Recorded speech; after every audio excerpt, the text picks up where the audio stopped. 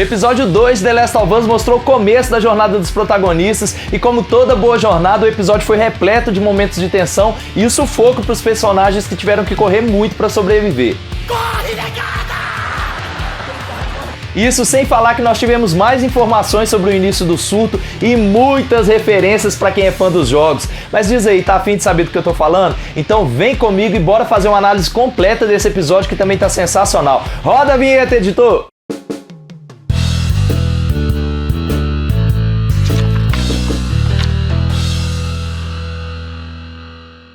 Galera, vocês sabiam que a partir de agora vocês também podem ser patrocinadores aqui do canal Leitura Nerd? Funciona assim, aqui embaixo do vídeo tem um botão com um coraçãozinho escrito Valeu e quando você clica nele aparecem alguns valores que variam desde 1 até 500 reais e clicando em qualquer um desses valores vocês vão estar fazendo uma doação direta aqui pro canal. E todo esse dinheiro arrecadado vai ser totalmente convertido em melhorias aqui pro canal, porque caso vocês não saibam, galera, o Leitura Nerd ainda é um canal novo aqui no YouTube e a gente ainda sofre com alguns probleminhas de infraestrutura que eu tenho certeza que vocês que estão começando aqui na plataforma conhecem bem. Inclusive, nesse exato momento que eu tô fazendo esse vídeo, eu tô gravando ele pela câmera do meu telefone. Então sim, galera, a gente precisa demais da ajuda de vocês para conseguir se manter aqui na plataforma e o resultado disso vai ser cada vez mais vídeos, cada vez mais conteúdos de qualidade para vocês, jovens gafanhotos, porque vocês são a razão da gente estar aqui. Então quem puder e quiser, dá essa força aí que vocês vão ajudar demais. Tamo junto!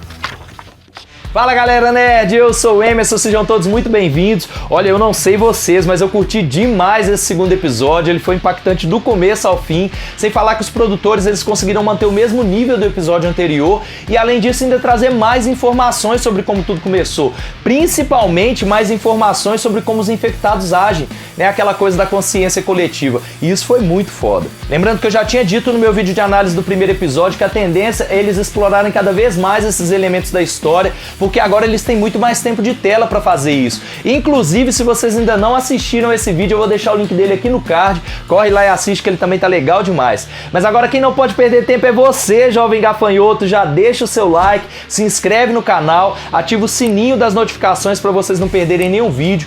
Para vocês é só um clique, galera, mas pra gente isso faz uma diferença enorme. Então quem puder, dá essa força aí que vocês vão ajudar demais. Agora sim, bora lá comigo fazer uma análise completa desse episódio e ver tudo que rolou. Bom, então vamos lá, galera. O episódio já começa mostrando Jakarta, a capital da Indonésia, 2 dias antes dos acontecimentos do primeiro episódio, tá? Só para vocês se situarem. E é importante lembrar que nos jogos a epidemia mundial ocorreu no dia 26 de setembro e a série se manteve fiel a essa data. Mas enfim, vemos a professora de micologia da Universidade da Indonésia almoçando. Micologia, para quem não sabe, é a parte da biologia que é responsável pelos estudos dos fungos, tá? Ou seja, ela era uma especialista em fungos e por essa razão 2 oficiais das Forças Armadas vão até o local em que ela estava solicitando a presença dela com urgência. E eu não sei vocês, mas nessa hora dá um pouco de dó de ver aquela senhorinha dentro do carro perguntando se ela havia cometido algum crime. Pra ter sido levada às pressas daquele jeito, eles não esperaram nem ela acabar de almoçar, galera. Pô, sacanagem, né? Mas enfim, continuando. Depois que o oficial esclarece que ela não cometeu nenhum crime e revela que sabe o nome dela e a sua profissão, ela percebe que aquilo não se tratava de um engano e que de alguma forma eles realmente precisavam da sua ajuda pra alguma coisa. A cena seguinte mostra eles chegando no Ministério da Saúde da Indonésia, onde eles já tinham preparado uma amostra para ela examinar e como especialista no assunto, logo de cara ela já identifica que se tratava do Ophiocordyceps, que já é a série revelando pra gente qual o tipo de fungo que gerou essa epidemia. E depois de questionar o porquê eles prepararam a amostra como se ela fosse uma amostra humana, lembrando que até então acreditava-se que os fungos não sobreviveriam em seres humanos, eles levaram ela até uma outra sala onde se encontra o cadáver de uma mulher para ser examinado e ali é constatado que sim, pela primeira vez na história, um fungo conseguiu sobreviver dentro de um ser humano. E só essa informação já assustaria qualquer um, mas eles ainda fizeram questão de mostrar o fungo ainda vivo saindo da boca da mulher, o que além de ter sido de arrepiar, foi muito nojento, fala sério. A cena seguinte mostra a professora em estado de choque pela descoberta, tentando entender como aquilo foi possível, e isso é explicado logo em seguida pelo oficial, que diz que tudo começou em uma fábrica de farinha e grãos que ficava na zona oeste, e que além deles não saberem quem mordeu a mulher que foi examinada, ainda havia cerca de 14 funcionários da fábrica desaparecidos. E isso meio que confirma uma teoria muito interessante que já vinha circulando pela internet do porquê o Joel, a Sarah e o Tommy não tinham sido infectados e que talvez vocês não tenham reparado, mas vamos lá, vamos puxar pela memória. No começo do primeiro episódio, quando a Sarah tenta fazer as panquecas de aniversário pro Joel, ela descobre que ele não tinha comprado a massa pra panqueca, o que faz com que eles comam ovos no café da manhã. Sem falar que quando a vizinha deles oferece os biscoitos de uva passas para Sarah, em nenhum momento a série mostra ela comendo ou levando esses biscoitos para casa. E para completar, o Joel acaba se esquecendo de comprar o bolo de aniversário. E aí eu pergunto para vocês, o que esses três alimentos têm em comum? Exatamente, galera, os três alimentos contêm farinha e por essa razão, como os personagens não comeram nenhum dos três, eles não foram infectados. E é assustador se a gente parar pra pensar, porque faz muito sentido a velocidade com que a epidemia se espalhou, já que a maioria dos alimentos que a gente prepara na cozinha leva farinha na sua preparação. Então pode-se dizer que numa situação dessas, uma epidemia global seria meio que inevitável. E é legal ver os produtores dando esse tipo de solução para a história, porque fica algo mais próximo da realidade, sabe? A gente consegue acreditar que aquilo realmente é possível de acontecer naquelas condições. E pô, galera, isso é legal demais, né? É verdade. Continuando, quando aquele oficial diz pra ela que eles precisavam urgentemente que ela criasse uma vacina ou indicasse algum tipo de medicamento que pudesse ser usado para impedir que a infecção se espalhasse, ela diz pra ele que a melhor solução naquele tipo de situação seria bombardear a cidade com todas as pessoas que estão nela. E aqui eu sei que muitos de vocês devem ter pensado, pô, mas isso é muito radical, que velhinha sanguinária, né? Mas vale lembrar, galera, que ela disse isso mesmo sabendo que tanto ela quanto a família dela também morreriam junto. E pros mais engraçadinhos de plantão que devem estar aí pensando, mas vai ver, ela nem gostava da família dela. Pô, galera, vamos lá, né? Aqui é sério, sem sacanagem. Mas a verdade é que, sendo uma especialista no assunto, ela sabia melhor do que ninguém que seria uma questão de horas até que toda a população da cidade fosse infectada. E isso não só pelas mordidas, mas também pelas pessoas que fizeram uso da farinha contaminada. E essas não teriam como ser identificadas até que fosse tarde demais, concorda? E se a gente lembrar que eles estavam lidando com uma infecção que se espalha rápido e que não tem cura, essa solução da professora não seria mais tão absurda assim, né? Mas enfim, continuando, a cena corta para abertura e em seguida nós vemos a Ellie despertando e dando de cara com uma metralhadora apontada para ela e as caras carrancudas do Joel e da Tess, que estavam ali apreensivos vendo se ela ia se transformar ou não. O que, para surpresa deles, ela não só não se transformou, como ainda tirou onda com a cara deles. E eu tenho que dizer para vocês que eu já adorava essa interação entre a Ellie e o Joel no primeiro jogo, e vendo isso acontecer na série, para mim é ainda mais divertido na minha opinião, porque o Pedro Pascal e a Bella Ramsey, além de terem encontrado o tom certo dos seus respectivos personagens, eles ainda entregam mais do que a gente está esperando, e o resultado disso é que as cenas em que eles interagem são muito engraçadas. E é aquele engraçado em que eles não estão tentando ser engraçados, sabe? E eu acho fantástico quando eles conseguem fazer isso em um live action, mas deixem aí nos comentários se vocês concordam. Mas vamos lá, tem alguns detalhes sobre essa cena que é legal a gente comentar. O primeiro deles é que o Joel, além de ter machucado a mão socando aquele soldado no final do episódio anterior, ainda estava com as mãos tremendo mesmo no dia seguinte ao que tudo aconteceu. Como se a adrenalina de ter revivido quase a mesma situação que matou a Sarah fosse tão grande, a ponto dele não dar conta de controlar, mesmo tendo passado várias horas depois do que aconteceu. E isso também nos leva a outra observação nessa cena, que é o quanto ele se tornou uma pessoa totalmente cética e amargurada depois da morte da Sarah, o que também acontece no primeiro jogo, e aqui foi muito bem reproduzido, principalmente por conta da atuação do ator. A cena seguinte mostra ele saindo do esconderijo e retomando a caminhada em direção ao prédio do Congresso, e aqui, apesar da série se manter muito fiel ao que acontece no jogo, a gente também já consegue perceber que aos poucos os produtores estão adicionando algumas escolhas próprias de roteiro para a série.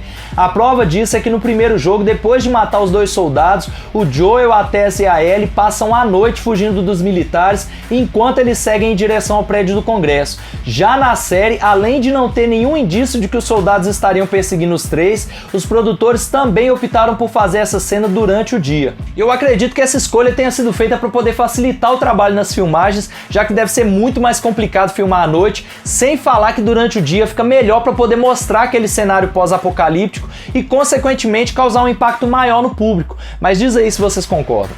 E uma outra coisa também que se manteve muito fiel ao jogo foi o comportamento da Ellie durante essa parte, já que a personagem nunca havia visto o mundo exterior e quando ela sai ali tudo pra ela é novidade, e isso faz com que ela seja extremamente curiosa. E a série conseguiu reproduzir muito bem essa característica da personagem, isso foi muito legal. Mas bora lá, continuando, a cena segue com a Tess conversando com a Ellie e perguntando pra garota como ela havia sido mordida, no que a Ellie logo em seguida responde que ela estava sozinha em um shopping na zona de quarentena, quando de repente surgiu um infectado e a mordeu.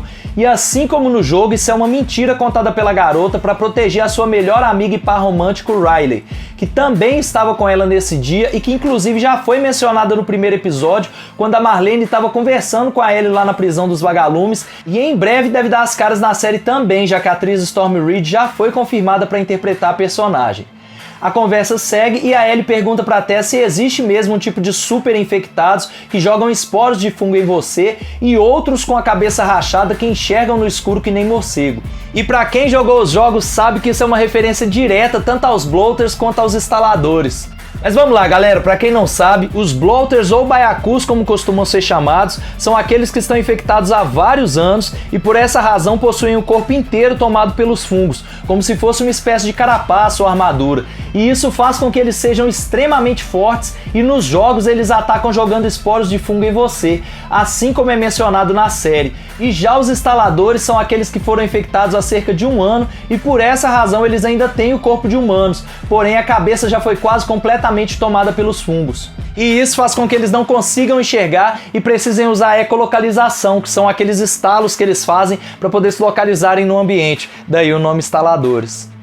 A cena seguinte também tem no jogo, com algumas pequenas variações, já que no jogo eles passam por uma espécie de pântano ao ar livre, onde descobrimos pela primeira vez que a Ellie não sabe nadar, e já na série isso acontece dentro de um hotel abandonado, com a personagem dizendo exatamente a mesma coisa. E é interessante porque nessa hora, mesmo o Joel dando uma de durão, assim que a Ellie esbarra no esqueleto e se assusta, ele imediatamente vai ao socorro dela, como se fosse aquele instinto de pai falando mais alto, mas ela também se faz de durona e logo que ele ajuda ela a se levantar, ela já solta a mão dele e continua seguindo em frente. Em seguida, enquanto a Tess tenta buscar uma forma de abrir caminho para eles continuarem seguindo, o Joel fica sozinho com a Ellie e quando ele tenta conversar com a garota, os dois começam uma série de alfinetadas um no outro, mostrando que eles têm muito mais em comum do que imaginam. E isso acaba virando um baita de um alívio cômico no meio daquela tensão toda. Aliás, tem uma coisa muito interessante quando o Joel elogia o canivete da Ellie. Vocês repararam que ela tem uma certa fixação por aquele canivete? Inclusive, eu não sei se você se lembra, mas lá no primeiro episódio, quando a Marlene devolve as coisas dela, a primeira coisa que ela confere se ainda tá na mochila é o canivete. E quem leu a HQ Sonhos Americanos pegou essa referência. Na verdade, aquele canivete foi deixado para Ellie pela mãe dela, junto de uma carta quando a Ellie ainda era um bebê, e na HQ é a Marlene quem fica responsável por explicar isso pra garota e entregar esses itens para ela. E é por isso que ela tem aquele apego todo pelo canivete, porque ele é simplesmente a única conexão que sobrou entre ela e a mãe. Legal demais, né?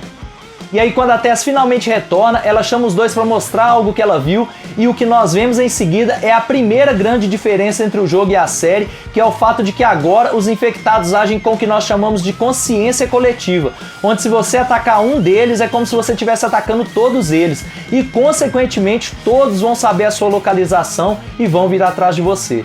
Isso inclusive me lembra os alienígenas do filme No Limite do Amanhã com Tom Cruise, quem lembra? Se vocês não assistiram, eu recomendo demais, vale muito a pena ver.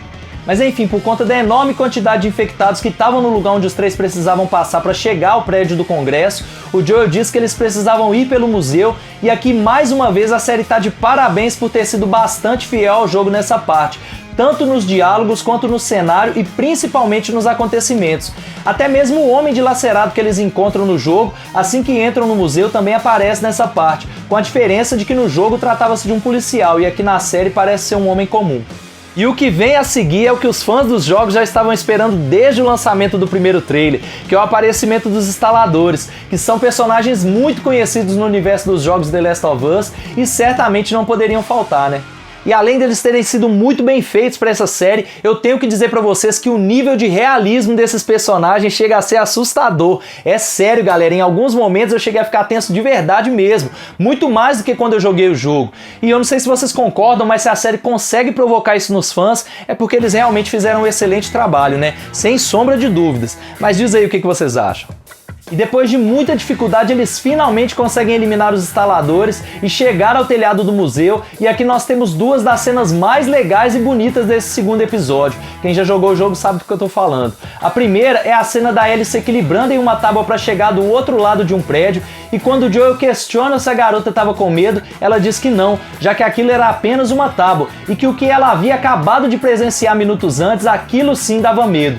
Já a segunda cena é quando o Joel acaba de atravessar a mesma tábua e junto da Ellie os dois admiram aquela paisagem pós-apocalíptica e ele pergunta pra garota se era tudo o que ela esperava e ela então responde que ainda estava decidindo. E galera, mais uma vez os produtores se superaram com o nível de fidelidade que essas duas cenas têm em relação ao jogo de 2013. É simplesmente surreal. Eu tô colocando aí na tela a comparação para vocês verem e até mesmo os diálogos são os mesmos. Então dá para perceber o quanto eles estão se esforçando para agradar os fãs e eu fico feliz demais por isso. E quem de vocês nunca reclamou pela falta de fidelidade de alguma adaptação cinematográfica, hein? Então acho que assim, se a gente reclama quando tá ruim, nada mais justo do que a gente elogiar quando tá bom também, né? Então parabéns para aqueles que estão tomando a frente desse projeto, porque ele tá simplesmente espetacular, galera, não tem o que discutir. E para fechar essa cena, vemos a Tess mais ansiosa e nervosa do que o normal, com muita pressa de chegar ao destino deles e a gente logo descobre o porquê. A cena seguinte mostra eles finalmente chegando ao prédio do Congresso, onde supostamente os vagalumes estariam esperando pela Ellie, e lá eles encontram todos mortos com indícios de que haviam sido infectados. E isso deixa a Tess desesperada para tentar achar algum mapa que pudesse levá-los a um novo ponto de encontro dos vagalumes. Mas nessa hora, também como acontece no jogo, o Joel discute com a Tess por ela agir de forma irracional e é a Ellie quem percebe que o motivo desse comportamento é que a Tess havia sido infectada. Como se já não bastasse, o Joel mata um dos infectados que havia sobrevivido e ao fazer isso ele acaba atraindo todos os infectados da região para dentro do prédio, já que todos estavam conectados por conta da consciência coletiva. E o episódio se encerra com o Joel agarrando a Ellie pelos braços e fugindo com a garota enquanto a Tess se sacrifica para os dois escaparem. E aqui, galera, tem três coisas muito importantes que valem a pena a gente destacar no final desse episódio. A primeira delas é que no jogo não são os infectados que invadem o prédio do Congresso atrás dos três, e sim o grupo de militares que já vinha perseguindo eles desde que eles fugiram da zona de quarentena. Mas na série eu acredito que os produtores tenham escolhido fazer dessa forma porque faz muito mais sentido, já que seria burrice sacrificar a vida de um monte de soldados para ir atrás de três fugitivos, ainda mais sabendo de tudo que eles iam encontrar lá fora. A segunda delas é a frase que a Tess diz pro Joel que uma hora a sorte deles ia acabar, e isso é uma referência direta ao momento no jogo em que o Joel e a Tess acabam de matar os primeiros infectados depois de terem fugido da zona de quarentena, e a Ellie vai e elogia eles dizendo que eles eram muito bons no que eles estavam fazendo, só que o Joel corrige ela logo em seguida dizendo que aquilo era pura sorte e que uma hora isso ia acabar. Vocês são muito bons nisso. Isso se chama sorte. E isso vai acabar. E por último, mas não menos importante, nós temos aquele momento polêmico do beijo, que foi muito nojento por sinal, eu tenho certeza que vocês concordam comigo, mas na verdade isso também mostra a principal diferença entre a franquia Resident Evil e a franquia The Last of Us, porque eu não sei se vocês sabiam, galera, mas os jogos The Last of Us, eles foram criados meio que para se opor à franquia Resident Evil, já que os zumbis de Resident Evil, eles atacam em qualquer situação, se você tá parado, se você tá correndo. Já os infectados de The Last of Us, eles só atacam se você correr ou se você entrar em confronto direto com eles, já que o objetivo principal do fungo é se espalhar. Mas agora eu quero saber de vocês, jovens gafanhotos, o que vocês acharam desse segundo episódio? Vocês gostaram? Vocês acham que eles vão conseguir manter esse hype até o final? E principalmente, precisa ser idêntico ao jogo para poder ser bom? Deixem aí nos comentários, se inscrevam no canal. Lembrando que eu já fiz o vídeo de análise do primeiro episódio, então quem puder, passa lá e assiste que tá legal demais. E ativa o sininho das notificações para vocês não perderem nenhum vídeo, beleza? Então é isso aí, galera. Tamo junto sempre. Valeu, falou, fui!